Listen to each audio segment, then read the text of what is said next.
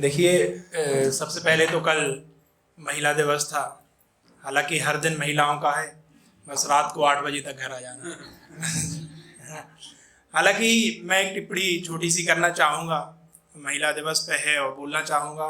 बात थोड़ी गंभीर है कि ये युग इतिहास आप चाहे पुरातात्विक देख लो या सनातन में टेक्स्ट में रिटन देख लो, महिलाओं का जब से भी देखोगे आज तक मैं जिस दृष्टि से देख रहा हूँ, स्वर्णिम युग चल रहा है आप लोगों का।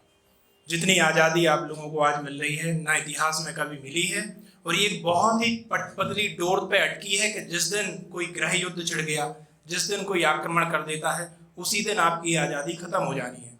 तो इस सोने के कटोरे से आप भीख मत मांगो। आपको जो स्वर्णिम अवसर मिला है, इसको ये अपने कपड़ों पे या लोगों को आप बोलते हो कि पुरुषों की हमें कॉपी करना है, तो उनकी आवारागर्दी मत चुनो, उनका नाइट आउट मत चुनो। पुरुषों में भी अगर उनसे पिक करना है तो उनका संघर्ष चुनो, उनका जो जज्बा है, जुनून है, जो उनकी जिम्मेदारियां हैं वो चुनो। अगर कॉपी ही करना है, उन जैसा ही होना है तो। और एक चीज़ और कहना चाहूँगा कि इसका उपयोग अपने आप को शक्ति संपन्न करने में करो, राधा दिन छोटी छोटी जो समस्याएं हैं ये अपने आप सॉल्व हो जाएंगी। आप अपने आप को इतना शक्तिशाली बना लो कि कल के दिन कोई बड़ा परिवर्तन हो जाए तो आपकी स्थिति फिर 2000 साल पुरानी ना हो जाए। इसके बाद मैं अपनी कविता पे आना चाहूँगा कि जब तक इस देश के लोग, आज मैं नई कविता पढ़ रहा हूँ, मैं अभी लिखी थी जी, शाबाश भाई। कि जब तक इस देश के लोग भारतीय संस्कृति और सभ्यता से जुड़े रहे, जब तक इस देश के लोग भारतीय संस्कृति और सभ्यता से जुड़े रहे, श्री राम और अर्जुन की भांति औरत की आबरू बचाने रणभूमि में अग्रिम खड़े रहे। आज देश बदल रहा है, मंदिर की घंटियों से ज्यादा सब्सक्रिप्शन का घंटा ट्रेंड में चल रहा है। ओपन माइंडेड के नाम पे माँ बहन की गाली, 4 पैक विद स्वैग, क्या माल है यार देख साली की, सब यहाँ नॉर्मल चल रहा है। और आपने सही कहा, देश बदल रहा है। लगभग हर सरकारी अधिकारी नोट छापने की दौड़ में व्यस्त है, और फिर एक प्रियंका का रेप होकर कहीं किसी कोने में शव जल रहा है। और आपने सही कहा, देश बदल रहा है। तो इस धन्यवाद। तो इस ओपन माइंडेड और नॉर्मलाइजेशन के नाम पे भारतीय संस्कृति और सभ्यता को गलत बताने वालों, आपका सीजन चल रहा है। लंका तो आपसे जलेगी नहीं, मोमबत्तियां जला लो। लंका तो आपसे जलेगी नहीं, मोमबत्तियां जला लो। तो एक और जो पिछली बार बोली थी वो मैं कविता सुनाना चाहूँगा।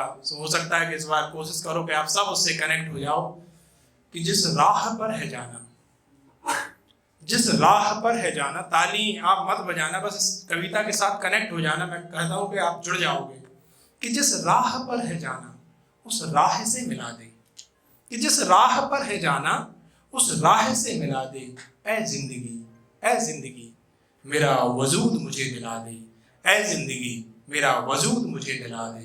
कि अनंत रेगिस्तान में कहीं फंस सा गया हूँ, घनी आबादी में कहीं धंस सा गया हूँ। शायद शायद शायद मुख्तली में आबाद हो रहा हूँ, या दिलो जान से बर्बाद हो रहा हूँ।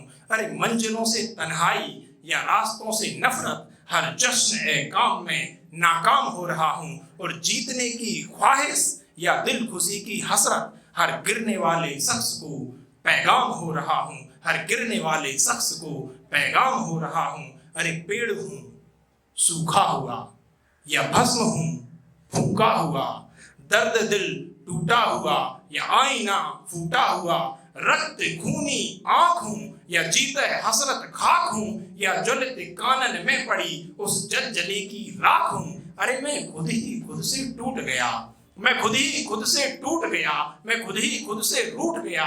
मुझे खुद ही खुद ने जला दिया, मुझे खुद ही खुद ने रुला दिया, मुझे खुद ही खुद ने चूर किया, मुझे खुद ही खुद ने दूर किया। और खुद को खुद की दूरी से किन्हीं राहों पर मिला दे। ऐ जिंदगी मेरा वजूद मुझे दिला दे, कि जिस राह पर है जाना उस राह से मिला दे। ऐ जिंदगी मेरा वजूद मुझे दिला दे। अंत में 4 पंक्तियां कह के देश की हालत देख के जो समझ में आती है उस पर कविता वही लिखी थी कि आज ये दबंग अंग, आज ये दबंग अंग रूप रंग संग संग श्रृंग की तरंग सा निसंग हो गया।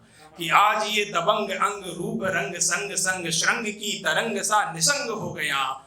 और ये उमंग भंग रास रंग संग संग जंग में भुजंग सा खदंग हो गया। कि कंठ स्वरभंग तंग रंग बदरंग चंग बेढंग मृदंग सा प्रसंग हो गया। और नमन आज देख ढंग अंत रंग संग संग रंग में बिरंग सा अभंग हो गया। कि रंग में बिरंग सा अभंग हो गया। एक मिनट और, एक अंतिम कविता जो लिखी थी, हालांकि टॉपिक जो दलितों को लेके आज बात उठाते हैं उस पर लिखी थी। मैं चाहूंगा कि 4 पंक्ति में आधी कविता आपको सुना के अपनी वाणी को विराम दूंगा। कि भैया जिंदगी दलित है। एहसास हो जाएगा कि दलित क्या फील करता है, क्या होता है दलित। जो लोग विरोध करने लगते हैं कि इनको सुविधाएं क्यों दी जा रही हैं, आपको कोशिश करना चाहिए उनके एंगल से समझने की। जो मैंने समझा है कि जिंदगी दलित है। भावनाओं से खेले गए हो, बिन मतलब के पेले गए हो, कोलू के बैल की तरह ढकेले गए हो, और तुम्हारा अस्तित्व ही गालियों में चलित है। तो जिंदगी दलित है, तो जिंदगी दलित है। सदियों से सताए गए हो, कदम कदम पे रुलाए गए हो, वो भरी महफिल से भगाए गए हो, और छुआछूत की लाइलाज बीमारी से गलित है। तो जिंदगी दलित है, तो जिंदगी दलित है। कि चबूतरे से हटाए गए हो, जमीन में बिठाए गए हो, उंगलियों पे नचाए गए हो, और सलाम ना ठोकने पे शरीर लत मंजन में ललित है। तो जिंदगी दलित है, तो जिंदगी दलित है।